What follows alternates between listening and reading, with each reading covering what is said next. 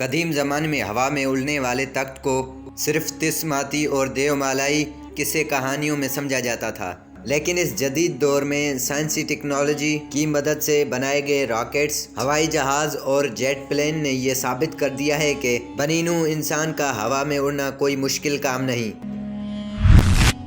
لیکن آج سے ہزاروں سال قبل اللہ کے نبی حضرت سلیمان کو اللہ تعالیٰ نے ایسا تخت عطا کیا جس کی آج کے ہوائی جہازوں سے کئی گنا بڑی رفتار تھی، اور ان کے اڑنے والے تخت کی اتنی زیادہ خصوصیات تھیں کہ آج کا جہاز یا خلائی جہاز اس کے 10ویں حصے کو بھی نہیں پہنچ سکتا۔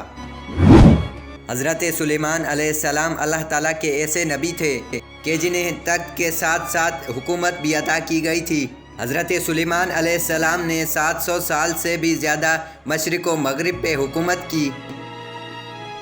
یہ ان کی دعا کا نتیجہ تھا کہ جو انہوں نے دعا اللہ سے مانگی تھی۔ حضرت سلیمان علیہ السلام نے اللہ سے یہ دعا فرمائی تھی کہ اے میرے پروردگار، مجھے ایسی بادشاہت عطا فرما کہ جو میرے بعد کسی کو نصیب نہ ہو، بے شک کہ تو بڑا عطا فرمانے والا ہے۔ لہٰذا اللہ تعالیٰ نے حضرت سلیمان علیہ السلام کی یہ دعا قبول فرمائی۔ اللہ تعالیٰ نے پھر جنات، انسان اور جانوروں کو ان کے تابع فرما دیا، اور حضرت سلیمان علیہ السلام کے لیے ہوا کو مسخر فرما دیا گیا، اور آپ تمام مخلوقات کی زبانیں سمجھتے تھے، اور حیوانات، جن اور انسان ان کی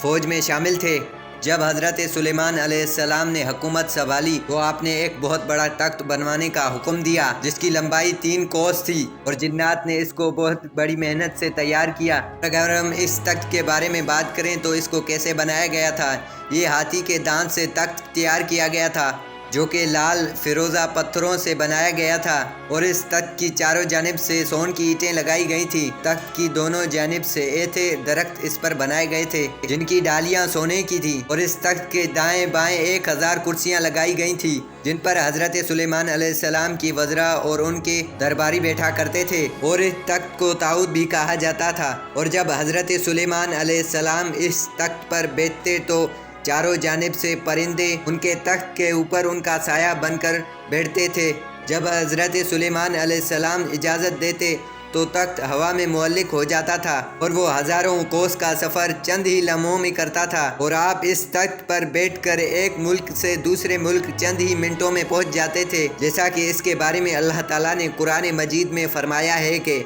اور ہم نے سلیمان کے لیے ہوا کو مسخر کر دیا کہ صبح کی منزل مہینے بھر کی ہوتی تھی اور شام کی منزل بھی۔ اس ہوائی سفر کے وقت پورے سفر میں حضرت سلیمان علیہ السلام سر جھکائے اللہ کا ذکر کیا کرتے تھے۔ اس تخت کی خصوصیات یہ بھی تھی کہ اس تخت پر جو بھی بیٹھتا تھا اسے یہ محسوس ہی نہیں ہوتا تھا کہ یہ تخت کتنی تیزی سے جا رہا ہے، اور اس تخت کی رفتار بے مثل تھی جو کہ کسی سواری کے مقابلے میں غیر معمولی تھی۔ اللہ تعالیٰ نے حضرت سلیمان علیہ السلام کے لیے ہوا کو مسخر کر دیا تھا، اس لیے اس تخت کی جانب سے جو بھی ہوائیں چلتی تھیں اور وہ اس کو